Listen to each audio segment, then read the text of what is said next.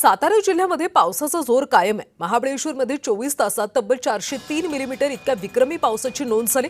धबधबे प्रवाहित झालेत, नद्या नाले दुथडी भरून वाहत आहेत। यंदाच्या हंगामात आज अखेर महाबळेश्वरमध्ये 2120 मिलीमीटर इतक्या पावसाची नोंद झाली। काही ठिकाणी रस्त्यावर पाणी साचल्याने वाहतुकीवर परिणाम झाला असून प्रशासनाने नागरिक आणि पर्यटकांना आवश्यक ती खबरदारी घेण्याचं आवाहन केलं।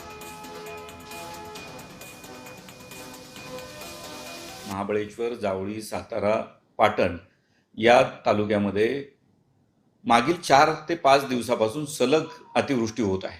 विशेषतः काल महाबळेश्वरमध्ये 473 मिलीमीटर, महाबळेश्वरच्या पायथ्याशी असलेल्या जोर तालुका वाई येथे 547 मिलीमीटर आणि पश्चिम घाटातल्या अनेक ठिकाणी 200 ते 300 मिलीमीटर पाऊस पडलेला आहे। या पावसामुळे अनेक भागामध्ये पूरजन्य परिस्थिती निर्माण झालेली आहे आणि लोकांची अडचण पण झालेली आहे।